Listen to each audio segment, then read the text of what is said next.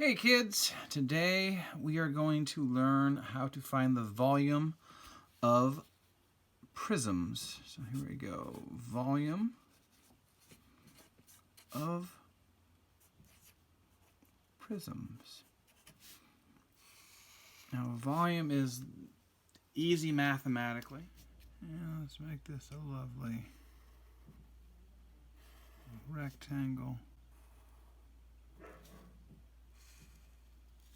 Diagonal line, parallel line, parallel diagonal line, make them meet, parallel height, and then another parallel length.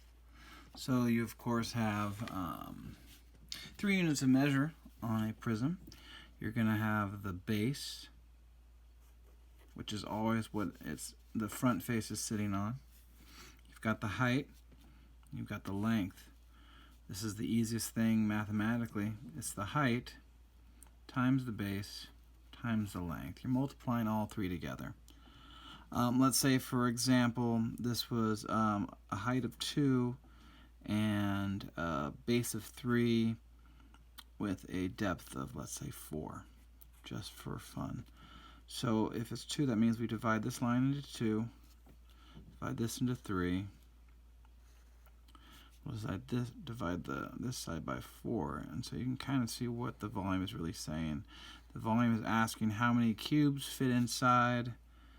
This could be better drawn if I was a better artist, but good enough for government work, as my dad used to say. Okay, so it's now turned into cubes. So there's 1 cube on the corner, there's 6 cubes on this front, and there's another 6 in back, which makes 12, and another 6 here, which makes 18, and another 6 here, which makes 24. So when you do the math of, I did height times base, that's backwards what I normally do. 2 times 3 times 4, that's 6 times 4, so it's 24 units cubed. And that's really what it means. If I give you a triangular prism,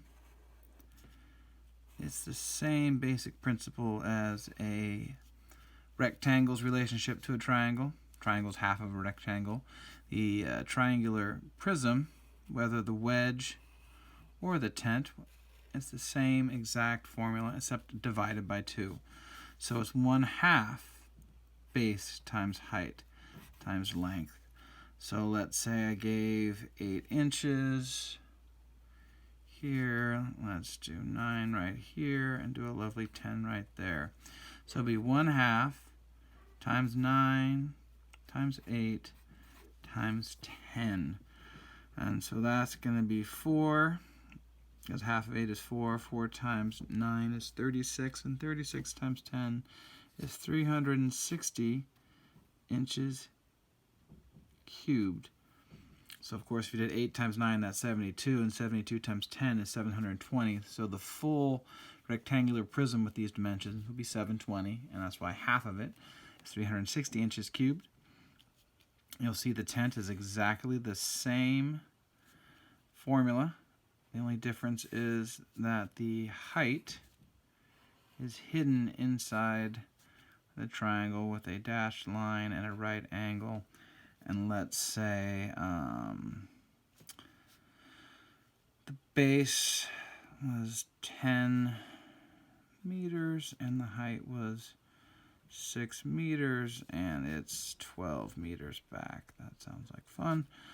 So 1/2 the base, which is 10, the height, which is 6, and the depth, which is 12. So that's going to be, there's 60 right there, and half of 60 is 30. 30 times 12, again, is 360 meters cubed. It's funny how that worked out. These are pretty basic. I've got 4 for you to try. Let's get that in there so you can see all the dimensions. Oh, you can't quite see it. Oh, that's unfortunate. Let's raise this up just ever so slightly. Man, thought I had this right. All right. There you go. Pause the video for now and get those 4 done. Okay, hopefully you've had enough time to work out all 4 of these extremely challenging problems. We have a nice little rectangular prism here. Base is 10, its height is 4, length is 15. 4 times 15 is 60, and 60 times 10 is 600 inches cubed for number 1. If you got that, good job. Number 2, the base is 8, the height is 12, and the length is 9. Oh, that one's not as fun to do in the head. 8 times 7 is 72. 10 times 72 is 720. And 2 times 72 is 144. So if you add 720 plus 144, you get 864 centimeters cubed. Wasn't that fun? All right, now let's go to the wedge. The wedge is 1/2. Its base is 8. Its height is 6, and its length is 5.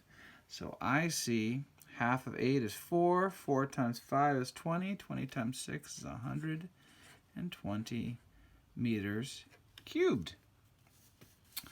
And finally, the tent. That's 1/2. The base of 6. The height of 4, and the depth of 8. So I see right here we got that's 3 times 4 is 12, and 12 times 8 is 72 feet cubed. I hope that is what you got, and if you want more practice, I'm sure you could find many more problems in your book, but these are pretty easy. Next lesson will be on the volume of pyramids.